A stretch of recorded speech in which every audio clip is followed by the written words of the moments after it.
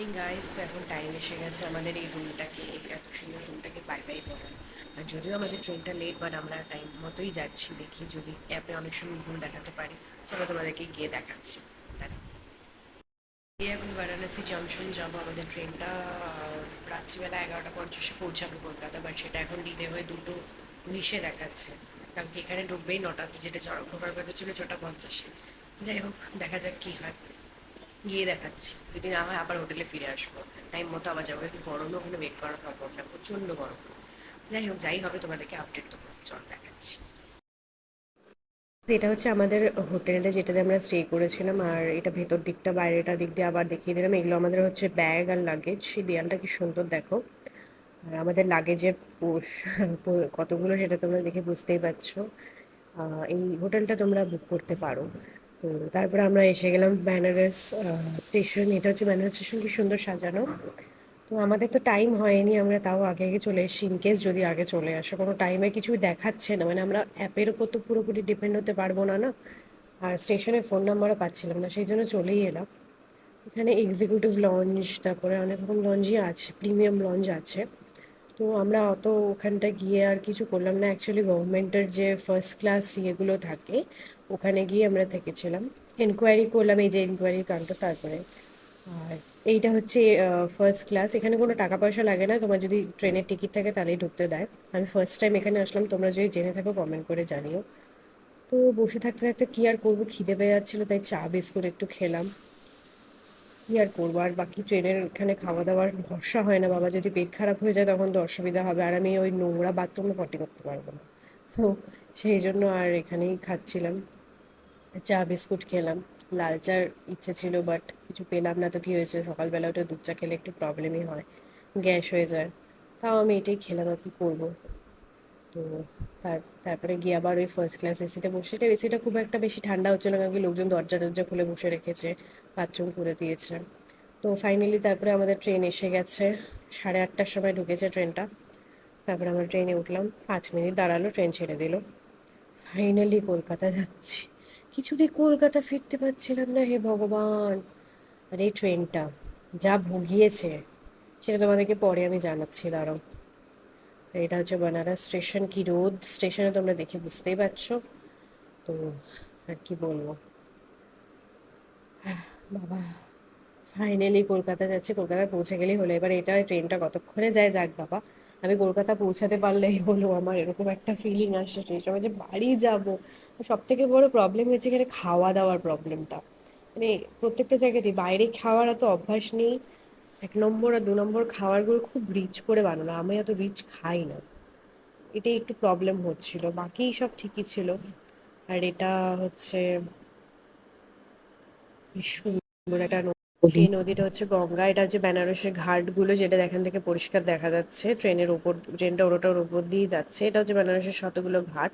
এখান দিয়ে আর কি নৌকো করে নিয়ে যায়, মানে সরি, রাফটিং করায়। তো এটাই হচ্ছে সেই নদী। এই ঘাটটাতে তো যাওয়ার ইচ্ছে ছিল, বোটিং করারও ইচ্ছে ছিল, বাট করতে পারিনি আনফর্চুনেটলি টাইমের অভাবে। তো সেই জন্য আর যাওয়া হলো না। কি আর করা যাবে, যাক গিয়ে ঘাটগুলো যাওয়ার ইচ্ছা ছিল। আর তারপরে আমি এখানে ব্রেকফাস্ট নিয়ে বসে গেছি, ইডলি। খাওয়ার তো কিছু নিয়ে যাওয়ার উপায় ছিল না, ট্রেনের থেকে কিনে খেলাম। বাট এটা খুব আটা দিয়ে তৈরি, ফালতু খেতে। তো খেতে তো হবেই, তাই খাচ্ছি, আর কি করবো। তো চাল গুঁড়ো দিয়ে তৈরি, সেটাকে আটা দিয়ে করে রেখে দিয়েছে। আবার মুখের অ্যাকশন দেখেই বুঝতে পারছো। তো তারপরে আমরা নিয়ে এসেছি লাঞ্চ। এটাও বাইরে থেকে অর্ডার করা। মোটামুটি ঠিকই লাগলো আর কি, এটা তাও বেটার। জোম্যাটো থেকে অর্ডার করেছিলাম আমরা। মোটামুটি ভালোই, আর কিন্তু খুব ঝাল লেগেছে আমার। তো তারপরে আমি শুতে চলে এসেছি এখানে। শোয়ার পরে আর কি ঘুম হবে, তাই জন্য আবার একটু চিপস নিয়ে বসে গেছে। ঘুম হচ্ছিল না আমার, গরম লাগছিল খুব। একবার এসিটা বাড়াচ্ছে আবার কমাচ্ছে। তো আমি আবার খেতে বসে গেছি, চিপস কিনে একটু চিপস খাই। তারপরে সময় কাটছে না, তো ডিনার পাচ্ছিলাম না কিছুই। অর্ডার করছি তো অর্ডার আসছে না, সেই জন্য এই প্যাটিসটা স্টেশন থেকে কিনে খাচ্ছি। ভেজ চিকেন খুঁজেছিলাম, বাট পাইনি। কি আর করা যাবে, রাত্রে এটা খেয়েই আমি কাটিয়েছি। লিটারালি কোনোদিন আমি এরকম থাকিনি যে প্যাটিস খেয়ে থাকলাম। তারপরে সকাল হয়ে গেছে। এবার মানে শিয়ালদাতে ঢুকছে, আর আমার এত ঘুম পাচ্ছে। তখন অলরেডি বাজে 5টা না 6টা। আমি তো আর পারছি না, চোখ বন্ধ হয়ে যাচ্ছে, সারা রাত ঠিক করে ঘুমও হয়নি। তো যাই হোক, চা নিয়ে নিয়েছি ঘুমটা কাটানোর জন্য, নাহলে সব ব্যাগ ট্যাগ নিয়ে উল্টে পড়ে যাবো রাস্তার মধ্যে। সেই জন্য শিয়ালদাতে ঢুকবে, আমি বাড়ি যেয়ে ঘুমটা দেবো। ঘুমটা একদমই হচ্ছিল না কদিন, ঘুরতে ঘুরতে গিয়ে টাইমের স্কুল ছিল না, টাইম নেই বেশি, সেই জন্য ঘুমাতেও ঠিক করে পারিনি ঘুরতে এসছি বলে। চাটাও খুব একটা ভালো লাগলো না, কিন্তু দেখো আমি ভিডিও করতে করতেই ঘুমিয়ে পড়ছি, এত ঘুম পেয়েছে আমার। আর হাই তো একেবারে ট্রিমেন্ডাস। ফাইনালি শিয়ালদা।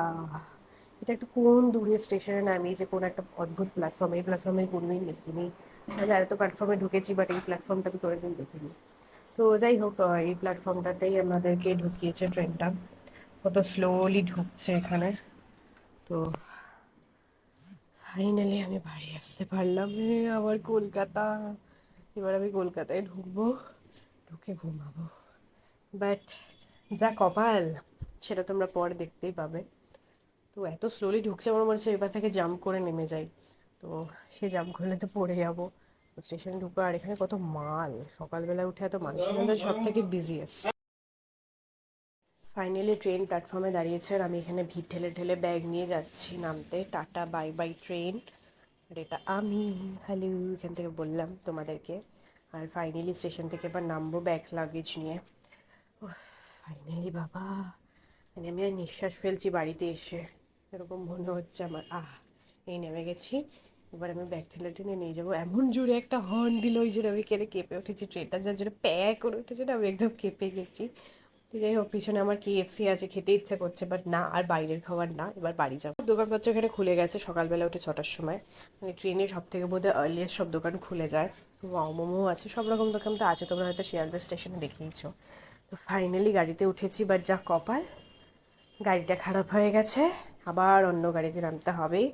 তারপর আমরা আবার সমস্ত লাগেজটাকে তুলে অলরেডি বসে গেছিলাম, তো ফাইনালি আবার আরেকটা গাড়িতে উঠলাম।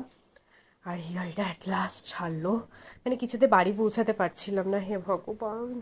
যাকে ফাইনালি আমরা যাচ্ছি। খুব গরম, সকালবেলা 6টার সময় যে এতটা গরম হবে ভাবতে পারিনি, মানে আমি ভাবতে পারবো না কেন, কদিন ধরে শুনছিলাম যে কলকাতায় প্রচণ্ড গরম। তো আর এইগুলো আমরা কালেক্ট করে এনেছিলাম, সেটা তোমাদেরকে একটু দেখাচ্ছে। আরও কয়েকটা আছে, সেটা এখনও দেখানো হয়নি তোমাদেরকে, পরে কখনো যদি তোমরা দেখতে চাও তোমাদেরকে দেখাবো। বেছে বেছে গরমে অবস্থা আমার চ্যাপচ্যাপা অবস্থা হয়ে গেছে, বুঝতে পারছো না। অ্যাকচুয়ালি পুরো ব্যাপারটা কি হয়েছে তোমাদেরকে আমি ভালো করে বোঝাচ্ছি না, আমি একটু ফ্রেশ ট্রেশ হয়ে নিই, তারপর তোমাদেরকে জানাচ্ছি পুরো ব্যাপারটা, ঠিক আছে? চলো। ফাইনালি আমি এসে গেছি বাড়িতে এবং ফ্রেশ হয়ে গেছি, চান ফান করে। যা গরম লাগছিল, বাপরে বাপ, কলকাতায় এত গরম পড়েছে, এবার সব থেকে হাইয়েস্ট টেম্পারেচার কলকাতাতে হচ্ছে। তো বেসিক্যালি যেটা আমাদের ব্যাপারটা হয়েছিল, যে আমাদের যে ফেরার টিকিটটা, আমাদের সমস্ত কিছু প্ল্যান ছিল, বাট ফেরার টিকিটটা আমরা পাচ্ছিলাম না। এবার আমাদের এজেন্টকে দিয়ে যে কাটাতে হবে, এজেন্টকে বলেছিলাম, এজেন্ট বলেছিল যে 18 তারিখেরটা করে দিতে পারবে, আমাদের 18 তারিখ ফেরার কথা। তো যখন ওই টিকিটটা করার টাইম এলো, তৎকাল করার কথা ছিল, যখন তৎকাল করার টাইম হলো, সে বললো যে RAC দুটো টিকিট করা যাবে, আর আমাদের যতগুলো মেম্বার সেটাতে হবে না। RACতে তো ওরকম অতখানি রাস্তা আসা যায় না, না দিল্লি থেকে, সেই জন্য আমাদের বেনারসে প্ল্যানই ছিল না। বাট স্টিল আমরা ওখান থেকে বেনারস গেলাম, কিন্তু বেনারস থেকে কলকাতার টিকিট, একটা ট্রেন, একটা স্পেশাল ট্রেন পাওয়া যাচ্ছে, একমাত্র ছিল ওটা স্পেশাল ট্রেন, বাকি সব যেগুলো নর্মাল ট্রেন সেগুলো পাওয়া যাচ্ছিল না। তো সেই জন্য আমরা ওই স্পেশাল ট্রেনেই টিকিট করলাম। এবার আমরা তো জানি না যে স্পেশাল ট্রেন এরকম লেট হয়। আমাদের ওই ট্রেনটা লখনৌ থেকে ছাড়ার কথা, এবার ওই ট্রেনটা লখনৌ থেকে ছাড়ার কথা হচ্ছে কটার সময় দেখলাম, 1টার সময় কি 2টোর সময়। সেটা ওখান থেকে ছেড়েছি 4টের সময়, ভোরবেলা 4টেতে। তো আমাদের এখানে আস্তে আস্তে মোটামুটি সেটা হলো 9টা, সাড়ে 8টা, সাড়ে আটটাও না, পৌনে পৌনে 9টা এরকম টাইমে ঢুকেছে। তারপরে আমরা যখন ট্রেনে উঠলাম, অলরেডি লেট, 2 ঘন্টা লেট দেখাচ্ছে।